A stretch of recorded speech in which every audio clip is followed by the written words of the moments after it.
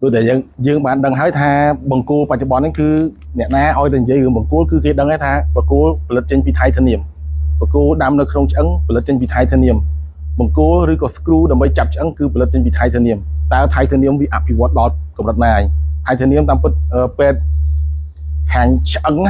cái bạn rồi khơiในឆ្នាំ1950នៅគឺផលិតផលថៃធាននឹងដែលអាចចាប់នៅក្នុងឆ្អឹងបានអញ្ចឹងណាបង្គោលដាំនៅក្នុងឆ្អឹងគឺវាមានសិល្បៈរូបរាងរបស់វាពេលដែលគេចាប់ផ្ដើមសិក្សាមុនដំបូងរូបរាងបង្គោលហ្នឹងគឺជំនាន់មុនណាម៉ាស៊ីនវាមិនទាន់ទំនើបដែលហើយរូបរាងបង្គោលហ្នឹងគ្រាន់តែជាដែកម្ដុំឬក៏ថៃធានម្ដុំដាក់ចូលទៅក្នុងឆ្អឹងចោះហើយដាក់ចូលក្នុងឆ្អឹងដោយគោះវាគោះបញ្ចូលណាអត់ទាន់មានស្ពឺអត់ទាន់មានអីទេហើយគេចង់ឲ្យវាជាប់ហ្នឹងគេធ្វើរៀងវាឲ្យវាមានប្រហោងមានកលៈដើម្បីឲ្យឆ្អឹងដុះចូលទៅគឺបង្គោលហ្នឹងអត់អាចមូបានអត់អាចវិលបានដល់ហើយបង្គោលហ្នឹងគឺវាជាប់អញ្ចឹងអាហ្នឹងគឺជំនាន់មុនគេធ្វើអញ្ចឹងតែដល់ពេលបច្ចុប្បន្ននេះគឺរូបរាងរបស់បង្គោលគឺសង្ហារូបរាងរបស់បង្គោលគឺជាគេហៅសិល្បៈមួយដែលធ្វើឲ្យគ្រូពេទ្យឬក៏អ្នកជំងឺមើលទៅឃើញដឹងថាវាមានអំណាចមានឥទ្ធិពលវាអាចធ្វើឲ្យឆ្អឹងដុះទៅជាប់ដោយរបៀបមិនអញ្ចឹងណាបង្គោលនីមួយគេបានធ្វើសៀហ្វេសវាសៀហ្វេសផងវាហ្នឹងគឺកន្លែងធ្វើឲ្យវាយ៉ាងម៉េចជាគ្រឿមពីជំនាន់មុនគេបង្កើតវាមកគឺគេប្រើម៉ាស៊ីនកលឹងគេហៅម៉ាស៊ីនសៀហ្វេសហ្នឹងគឺយកមកអាលងស្រិលដល់ពេលអាលងស្រិលអញ្ចឹងទៅយើងមួលចូលស្រួលមួលចេញក៏ស្រួលព្រោះដោយសារវាអត់មានកន្លែងណាពាក់ទេដល់ពេលបច្ចុប្បន្ននេះគឺវាកាន់តែទំនើបទៅវាកាន់តែ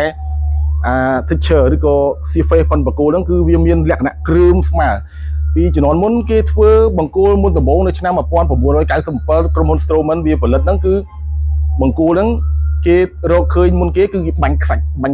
គ្រឿមហើយបានគេចលក់អាស៊ីតដើម្បីឲ្យវាមានប្រហោងនៅក្នុងបង្គោលហ្នឹងគឺអាហ្នឹងភាពអស្ចារ្យរបស់បង្គោលដែលគេអាចរកឃើញហើយមានក្រុមហ៊ុនខ្លះគេចង់ធ្វើអាស៊ីហ្វេសហ្នឹងធ្វើដោយប្រើ laser ដល់ពេលប្រើ laser អញ្ចឹងទៅការផលិតផងវាហ្នឹងគឺមានតម្លៃថ្លៃហើយអ្វីដែលទទួលបានវាមិនលើសគ្នាវាអត់លើសគ្នាដល់ហើយវាស្មើនឹងការចំណាយអត់ប្រយោជន៍អញ្ចឹងណា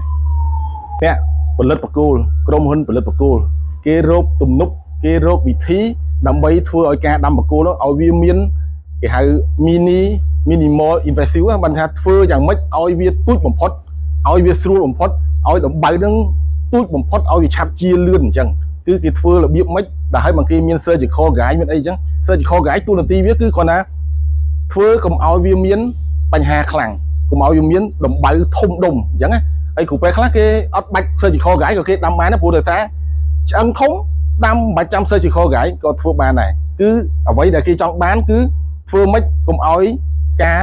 វះកាត់ឬក៏ការដាំបង្គោលហ្នឹងកុំឲ្យវាមានដំបៅធំកុំឲ្យវាមាន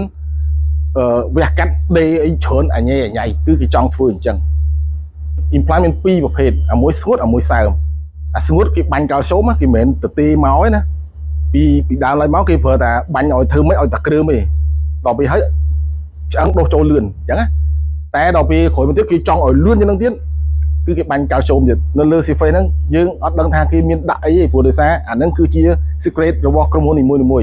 ក្រុមហ៊ុនខ្លះគេបាញ់កាល់ស្យូមទៅក្រុមហ៊ុនខ្លះធ្វើអាទឹកសើមគេហៅ active ហ្នឹងអាហ្នឹងគេដាក់ hydro acid នៅលើហ្នឹងដើម្បីឲ្យឆ្អឹងផងយើងហ្នឹងវាឆាប់ដុះឬក៏កុំឲ្យវាមានដំបៅអញ្ចឹងណានៅក្នុងរយៈពេល2អាទិត្យគេអាចធ្វើដាក់ក្មេងបានភ្លាមអញ្ចឹងណាដាក់ក្មេងបានក្នុងកំឡុងពេល2អាទិត្យគេប្រើបច្ចេកទេសដែលយើងដឹងហើយថា immediate loading ហ្នឹងគឺគេត្រូវការពារកុំឲ្យវាទឹះអីរឹតឲ្យបានប្រមាណ Newton អីប្រមាណ Newton គឺគេធ្វើអាហ្នឹងជាចុងក្រោយហ្នឹងគឺបច្ចេកទេសក្រុមហ៊ុននីមួយអភិវឌ្ឍបច្ចេកទេសអភិវឌ្ឍ drill ផងវាហ្នឹងធ្វើម៉េចឲ្យលឿនបំផុតក្រុមហ៊ុនខ្លះចោះឲ្យធ្វើ countersink បានថាយើងកាត់យកកន្លែង cortical bone ហ្នឹងកាត់យកកន្លែងហ្នឹងហើយបានមួល taper ទៀតអាហ្នឹងគឺស្មុគស្មាញច្រើនសាំញ៉ាំហើយនឹងយឺតតែវាគុណសម្បត្តិផងវាគឺគេ taper ហើយដូចថាវាមាន screw ហើយយើងមួលទៅអត់មាន stress នៅលើឆ្អឹងអត់មានអីទេតែគ្រាន់តែគ្រូពេទ្យខ្លះគាត់អត់ចូលចិត្តព្រោះដោយសារវាយឺតហើយបច្ចេកទេសគឺគេខំព្យាយាមធ្វើយ៉ាងម៉េចឲ្យអាបង្គោលដែលយើងដាក់ចូលទៅហ្នឹងគឺឲ្យតូម៉ាទិកបំផុតបច្ចេកទេសកាន់តែអាប់ដេតគឺគេធ្វើម៉េចឲ្យបង្គោលហ្នឹងដាំទៅកុំឲ្យវាឈឺខ្លាំងហើយឲ្យវាលឿនក្នុងការដាក់ធ្មេញគឺប៉ុណ្ណឹងអរគុណ